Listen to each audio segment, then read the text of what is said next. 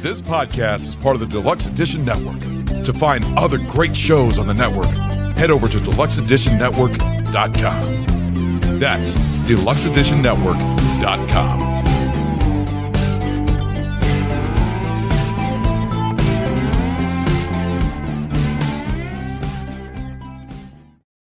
Then your confessions of witchcraft are proven beyond a doubt in the sight of God, and you will be withdrawn from the water and hanged by the neck until you are dead. You can't hang me! Hello everyone, welcome back to the show. I'm bringing it back once again to the 60s. You know I'm a sucker for these ones, and this is actually the first time I've watched this one. I've been recommended this for a long time, and I finally got around to watching it. Starring the brilliant Vincent Price, directed by Michael Reeves. We're going to talk about these two soon. This is Witchfinder General from 1968. Hope you enjoy. It's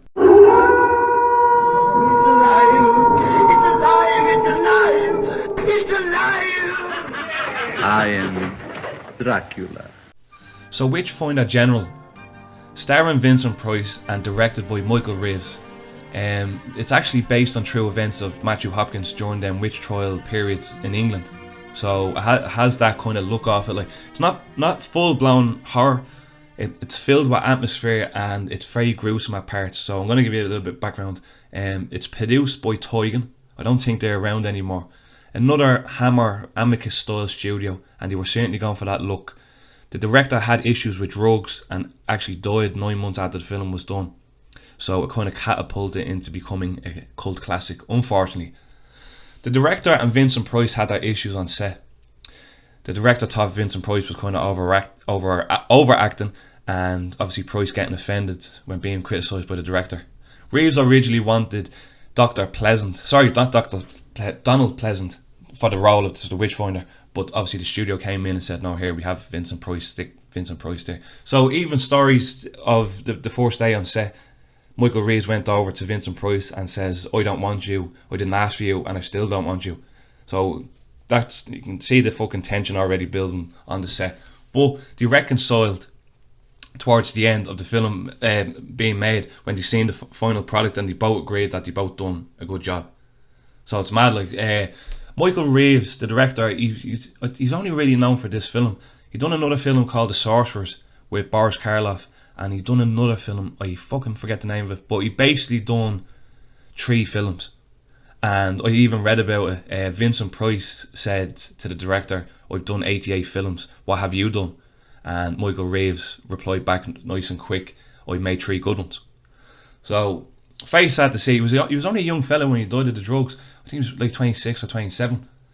So like seeing a film like this, knowing that it was made by like a young lad, is unbelievable. Like he was fucking spot on here. The costume design, the hair, the acting, I thought was done very good here. This is definitely his baby. Very sad to see Michael Reeves. He would have went on to become a great director, in my opinion. So we'll get into the plot.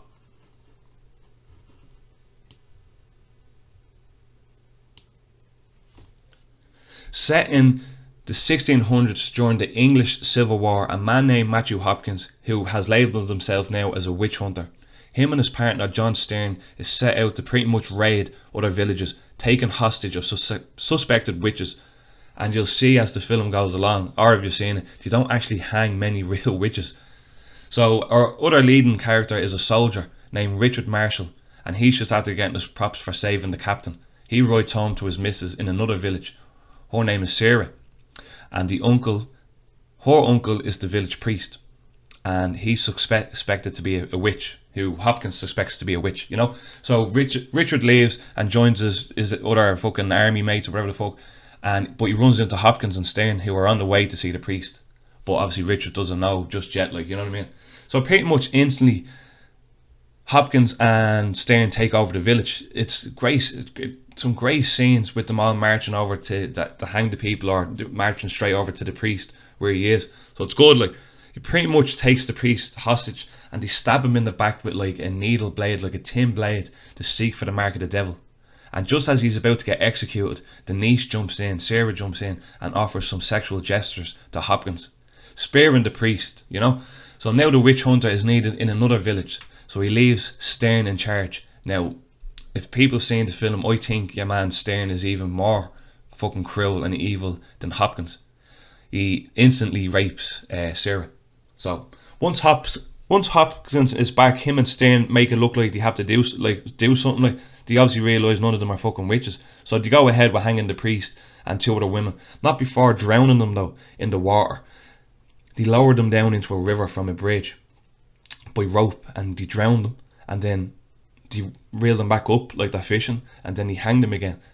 So I wasn't expecting this film to be that fucking gruesome. I'll be honest with you. Like, there's some fucking graphic out fucking scenes in this one. Like, Sarah's husband now, Richard, he finds out what's been happening with Hopkins, and he sets out to kill him. Hopkins and Stearne lose each other in a scuffle with some of the soldiers, and now both of them are on their own. Stearne runs into Richard, but he gets away handy enough. But now he's feeling betrayed by Hopkins. So him now too wants him dead. When he finally meets Hopkins again, it's dust under the rug, and they plan to continue on when they enter another village, and this time they want to go see a king. But the plans shift when they see Richard. So what do they decide to do? They frame Richard and Sarah of witchcraft. Now, the whole film, they're just framing people of witchcraft, which I find fucking hilarious. Like, but yeah, to get out of them, like, they're basically caught now. Richard and Sarah's had to follow them to this village, so they're fucked now. The king is gonna find out.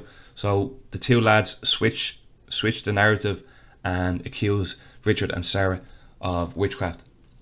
So I want to talk about the ending, which took me off fucking guard a little bit, because it does end quick. Hopkins has both Sarah and Richard chained up at a wall, and again they're digging the blade, the little needle blade that they've been using, into the back of Sarah, again for the mark of the devil. Richard breaks free and graphically puts an end to Hopkins, not before wasting fucking Stearne. He grabs a hatchet and he just butchers Hopkins. And I'm telling you now, the scene goes on for about fucking 5 minutes. He's just hammering away at the Hopkins' dead body. Like, so the only thing I will say, it kind of ended a bit fucking quick for my liking. And before I chat about more about this fucking classic film, I just want to say we have podcasts of the network over on the Deluxe Edition network. I'm going to leave the links to the shows in the description, so make sure you're checking them out. For the month of April, we had The Beard Laws and Bacon Is My Podcast. Now, Bacon Is My Podcast had beards as well, so if that's your thing, I have a beard as well, so if that's your thing, go over and check the 2 of them out. Great podcasts. Yeah, check them out. Now, you Americans are probably thinking, wait, it's not called Witchfinder General, it's called The Conqueror Worm. But where I'm from, and where it's known mainly, it's the Witchfinder General. I don't know really where we're coming from calling it the Conqueror Worm. I have no idea what that's meant to mean. But yeah, brilliant fucking acting in this film. I had to admit, hats off to Vincent Price. I've only recently kind of started to get into his films. The House on Haunted Hill. There's another one, and it's kind of very similar to this one. I might talk about it in the future. It's called Cry of the Banshee, and it's very similar. It features witches as well. It's very similar to this one, but I'm very impressed with this one, I have to admit. I've been recommended this for fucking years, and I just never got around to watching it. And I was blown away how fucking graphic it was. Honest to God, like, I was expecting another kind of Hammer style, late 60s horror. You know yourself, like, what to expect from them. But no. This is fairly fucking graphic, I have to admit, like, so definitely check it out. But yeah, Vincent Price was pretty good in it. I forget the fella who played John Stearne, but he was even more evil than Hopkins in the film. He was a fucking cruel cunt. There's a scene where they have that priest that I've been talking about in a cell, and Hopkins basically just fucks off to another village, and he wants the priest to be spared for Sarah, but fucking Stearne goes right into a cell where the priest is, and just he's slapping the fucking head off him. Like, it's real graphic. And if this film is based on any events that like that might have actually happened, they were fucking cruel cunts back then. Fuck me, you wouldn't want to be living in them fucking times back then, I tell you. But yeah, if you've seen this film yourself, like, leave a like and fucking give me a comment and tell me what you think, like, because I know a lot of the American crowd might have not have seen this. This would be more popular over in England than obviously Europe or whatever the fuck. I seen this on a channel called Legend. You've heard me talk about this channel before. I should be getting sponsored by these fuckers. I'm giving them so many shout outs. Like, a lot of the reviews I've been doing are from Legend, you know. What's up, everybody? I'm Matt, the host of the Beard Laws Podcast, a podcast that has nothing to do with beards. A podcast where we aim to entertain and interact with our live viewers, but our listeners, they're like the quiet person that never talks sitting around the bonfire because the rest of the group is so entertaining, hilarious, wild, and a little bit dumb. So grab a drink, grab a snack, and let Beard Laws and the boys, Toby, Brandon, Logan, Zach, Richie, and our occasional special guest entertain you. We're live on the Beard Laws YouTube Thursdays at 9 p.m. Eastern Standard Time, and for whatever reason you want to see us and or our beards, check us out, thebeardlawspodcast.com. We're everywhere. So yeah, Legend TV, if you're watching any of these reviews, I'd like a fucking sponsor, if that's okay. Half the films I've reviewed on this channel I've watched on Legend. From the Hammer films to all the older films I've seen on Legend. Like, it's a great channel to watch. If you're from Ireland or England, every Sunday they play fucking bangers there, so check them out. That's where I've seen this one. But they've recently only came out with a DVD and a Blu-ray release of this film as well. So it tells you the popularity of the film. Like, it's literally after getting a new DVD, a Blu-ray release. So I'm gonna look into getting that as well, maybe on Blu-ray. About 30 quid. It's not fucking cheap, I tell you. But we'll get it. Like, it has to be in my collection anyway. But yeah, this is very comparable to another film I seen called Cry the Banshee, and it sets around witches and the king and all this type of stuff. But I'm just reading here, the real Witchfinder, Matthew Hopkins, executed over 300 people in his reign. You know, so you can imagine, if you've seen this film, you can imagine the amount of people that weren't actually witches. If the witches were even real back then at all, like, do you know what I mean? Like, he was just executing people for no fucking reason. Like. And it's funny in this film where they actually come up with like excuses to say, like, do you know what I mean, to cover themselves.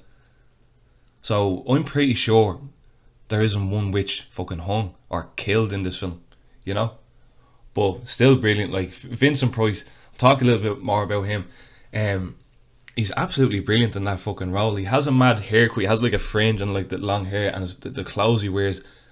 It looks silly if it was on anyone else, but it just suits the actors in this film for some weird reason. Like, the costume design I thought was fucking A1, and a lot of people like talking about the scores. I don't really like talking about scores in films because, I'll be honest with you, I don't notice the music in a lot of the films. But this is on Spotify as well, and I did have a listen to it. It is good, so check that out. Paul Ferris, I think, was the composer of this film. I could be wrong there, but yeah, check that out on Apple Music or Spotify. It's good music as well. So, like I said, it's not a typical horror film. There's not actually, you don't see any fucking spooky witches or monsters, demons walking around the place, you know. It's more what happens and what fucking Hopkins and Stearne does to these poor people, like. And the kills are fairly brutal as well, I have to admit. There's a good bit of blood, although the blood is almost like pink, you know, the way it was back in the 60s and all. But yeah, fairly fucking graphic. I was taken by surprise. It's rated 18s over here, but I just wasn't expecting the level of fucking gore or fucking graphicness, if you know what I mean, in the film. So, you know yourself, Dave, I've had a beard, 5 years now, and I've went through different products, and Joe, I'm not really happy with a lot of stuff. See, like beard oils now, they never really work on me until I found this company, Odenson. And just over there you can check out high quality beard trimmers, oils, face washes, everything over there, and I use it every day. So if you want to use it, you, the listener, I have a lovely code over there for you, Graveyard, to save yourself 30% off, 35% off actually. So that's Graveyard at the checkout for 35% off. So after all the coffee fueled episodes, somebody finally decided to sponsor us. So if you want some seasonal, award-winning and specialty coffees for high-quality blends, check out Coffee Bros in the link in the description. So for 10% off, use the code GRAVE10 for some complex taste notes from fragrant and aromatic to bold and rich. And everybody knows I love coffee. Every episode I have a coffee, I physically cannot function. Somebody's been listening to us out there. Finally. So if you love coffee as much as they here, check the links out below. You know I wouldn't send you on any bad beans. No. So yeah, check the link out below for 10% off. Now, let's get back into the video. So all in all, I really enjoyed this film. It's actually probably one of my favourite from the 60s now. I'll be honest with you, I'm a sucker for the 60s films now. My co-host is not here today, as you well may know.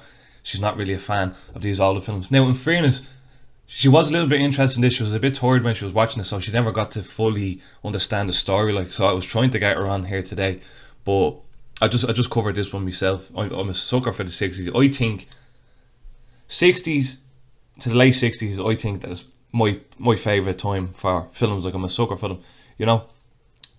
But I'm thinking now, I was talking to a fella in work about this, what a remake would look like of this film, and who would play Hopkins.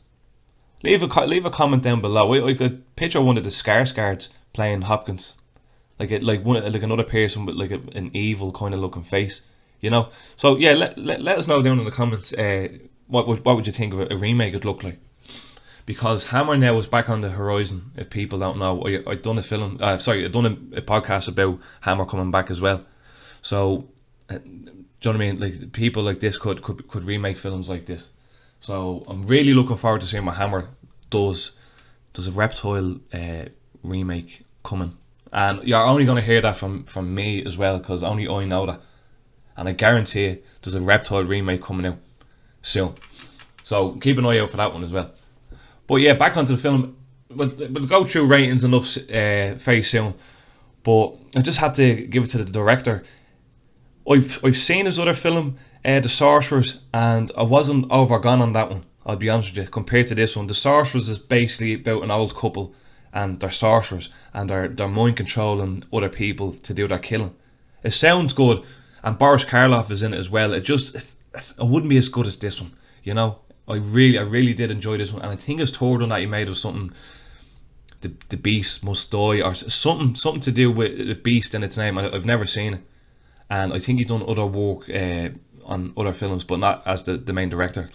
But yeah, very fucking sad to know that he died at such a young age. I think he was taking like antidepressants, and he overdosed accidentally on antidepressants. Like, so very fucking sad.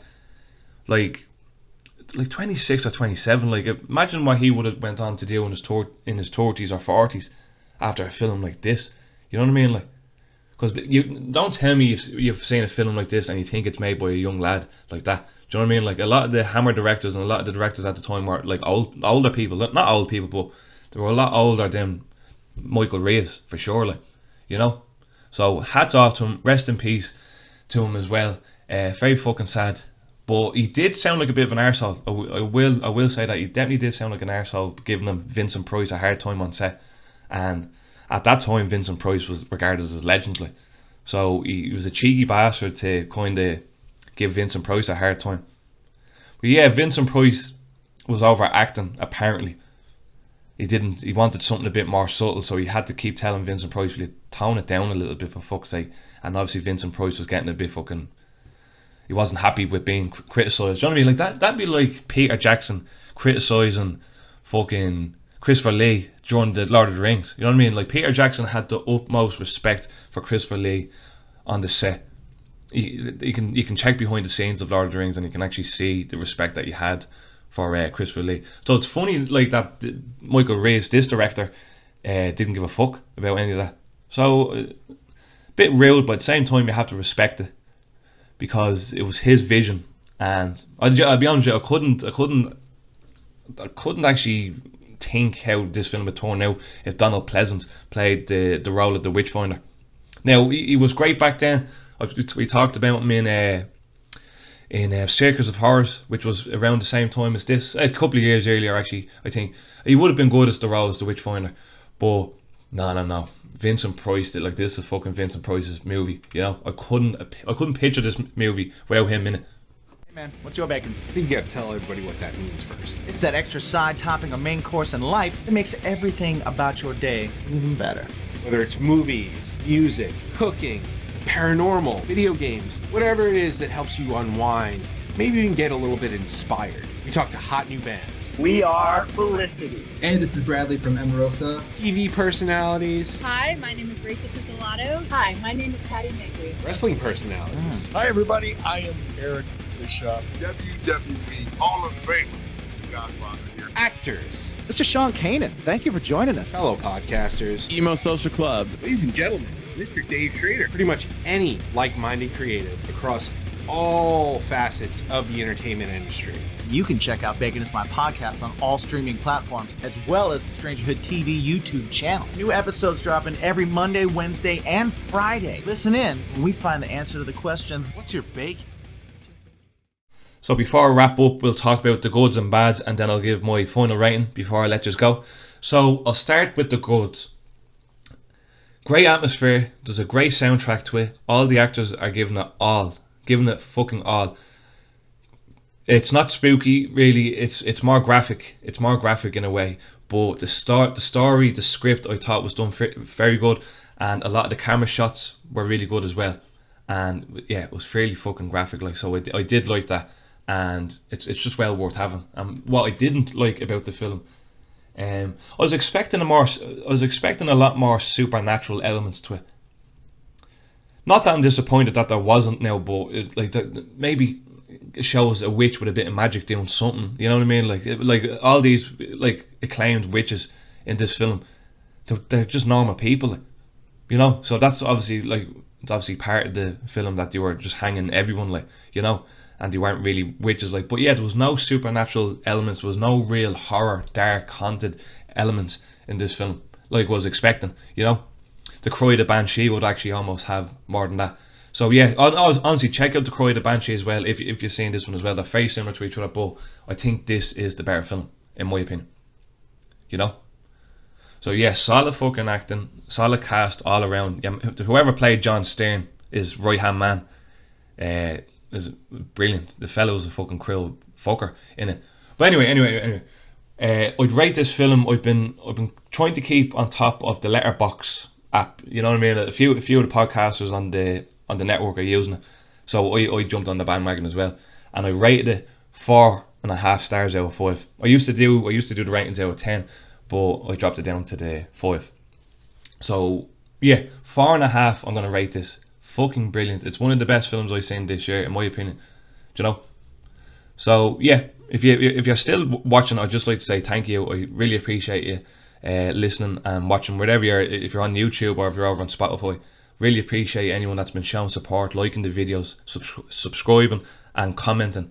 Really like when people comment as well on the videos. So please, if you're made it this far, leave us a comment. And do you know what I mean? It just helps us keep going. Like, you know, I'm working on new series and different stuff, but it's nothing better than just a classic review of a good film. You know, that's why I tend to come back to.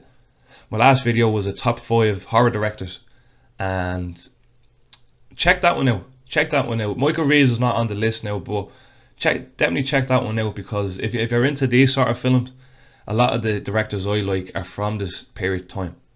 So yeah, I might leave a link to that one on in the description, but you can just check out the channel as well. That's a YouTube exclusive. So yeah, if you're watching on YouTube or you're listening over on Spotify when you're walking the dog, I'd just like to say thank you. So, and one more shout out to the Deluxe Edition Network. Shout out to Casey, you fucking legend, and shout out to the podcast of the network, podcast of the month on the network, which is Beard Laws and Bacon is My Podcast. Again, the three of them, all the lads have beards, and I have a beard as well. So yeah, check them out. Descriptions down below, and we'll see you on the next one. They'll be with me, so keep an eye out for that one. Good luck.